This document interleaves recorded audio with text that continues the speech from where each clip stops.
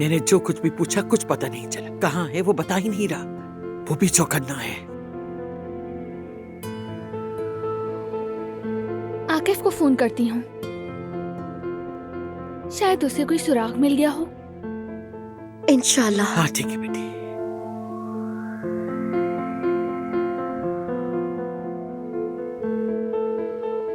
हाँ कहो दिलान। हेलो आकिफ, क्या कुछ पता चला? मैं तफ्तीश में लगा हुआ हूँ, लेकिन अभी तक कोई पेशरफ नहीं हुई। तुम्हें कुछ पता चला?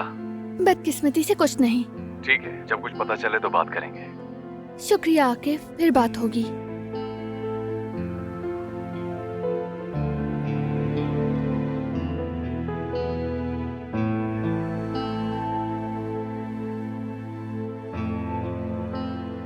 बारान आज कहीं गया था, ये नहीं बताया कि कहाँ, लेकिन यकीनन हसन के मुतालिक कोई खबर है।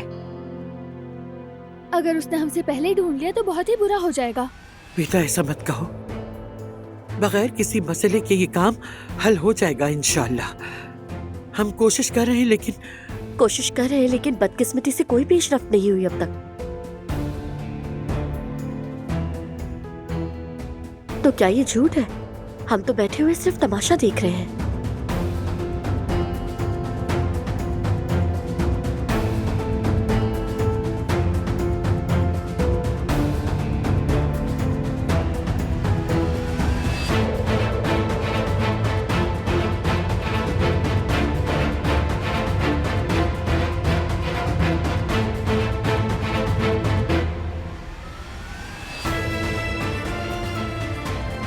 मैं बारान से बात करती हूँ।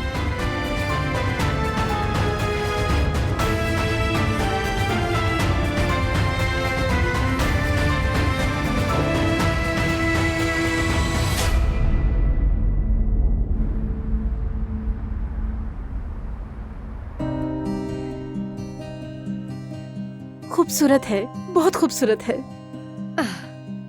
चलो अब इन्हें भी रख देते हैं। हारून बेटा, ये तुम्हारे लिए है, मैं यहाँ रख रही हूँ। बहुत शुक्रिया अम्मी आपका। मेरा नहीं बल्कि यास्मीन का शुक्रिया अदा करना चाहिए तुम्हें। ये सारी चीजें इसने खुद चुनी है, सब कुछ इसी की पसंद का है। शुक्रिया। जवेरिया, तुम लोग लड़के और लड़की दोनों की तरफ से हो, इसलिए तुम्हारे लिए भी कुछ लिया है मैंने। मुमानी जान, इस सब की क्या जरूरत थी? आपने खामखा तकलीफ की। नहीं बेटा, तुमने भी हमारा बहुत साथ दिया है। मैं तो भूल ही गई। हारून, ये तोहफे तुम्हारी अम्मी के लिए हैं। ये तुम अपनी अम्मी को दे देना, उनके लिए भी खरीदे हैं। आपने यूं ही जहमत की अम्मी, लेकिन मैं आपका तोहफा जरूर पहुंचाऊंगा। एक मिनट, मैं भी आपको एक तोहफा पेश करता हूँ। दिखाओ।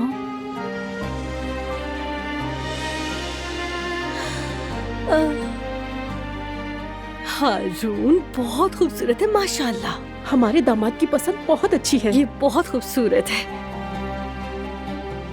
अरे मुमानी जान, ये क्या? आपने कहा था कुछ सामान लेने जा रही हूँ, लेकिन आप तो पूरा बाजार ही खरीद कर आ गए। वाकई आपने बड़ी जहमत की है। आखिर मेरी इकलौती बेटी की शादी है, तो क्यों ना लो इसके लिए।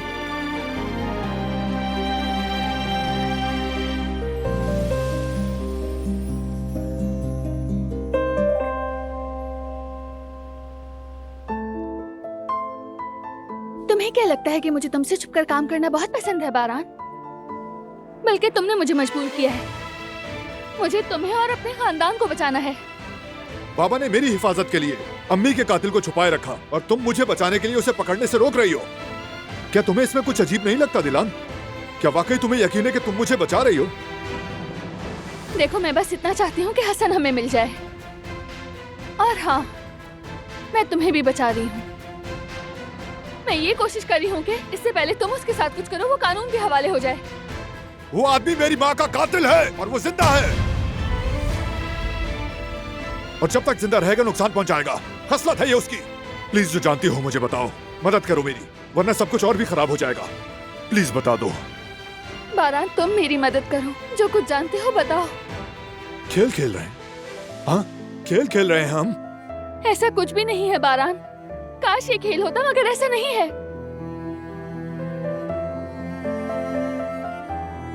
अगर तुम मुझसे वादा करो कैसा वादा? किस बात का वादा?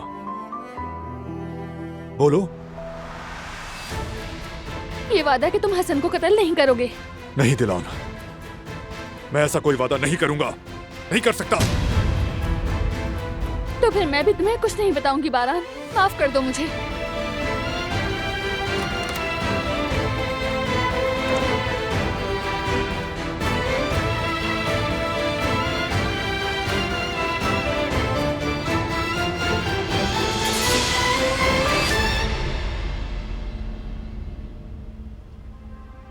मैं तुम्हें समझती हूँ बेटा। मैं चाहूं भी तो ये नहीं कह सकती कि दिल छोटा ना करो, क्योंकि तुम्हारा दिल दुखा है। मगर क्या किया जाए, मैंने भी ये सब झेला है। हम इंसान अपनी औलाद को बचाने के लिए कभी कभी गलत तरीन रास्ते भी इख्तियार कर लेते हैं।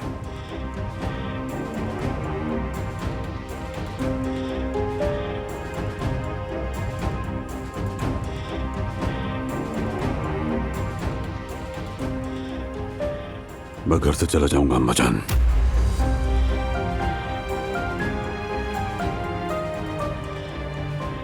ऐसा नहीं हो सकता। मैंने फैसला कर लिया है। मैं मजीद किसी का सुकून खराब नहीं करना चाहता। इस बार मैं अपने रास्ते पर चलूंगा।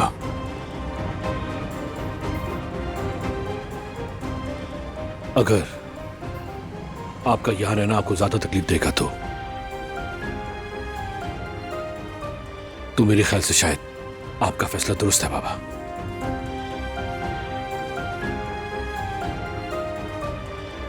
हरगिज़ नहीं हो सकता।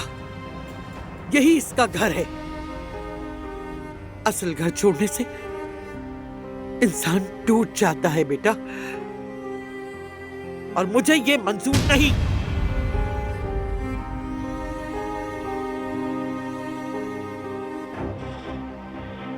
जिस घर में लोग ना हो अम्मा जान, वो क्या होता है?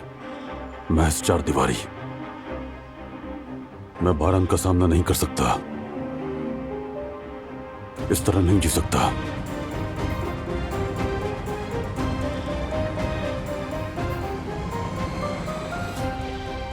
मैं बाबा को समझता हूं दादी जान। आदमी रुक नहीं पाता। वो हर दिन अपना दर्द दोबारा जीता है। उससे अपनी की हुई गलतियां रोज याद आती हैं, तो उस पर उसके ही घर की दीवारें टूट पड़ती हैं। फिर उसके पास जाने के सिवा कोई चारा नहीं होता।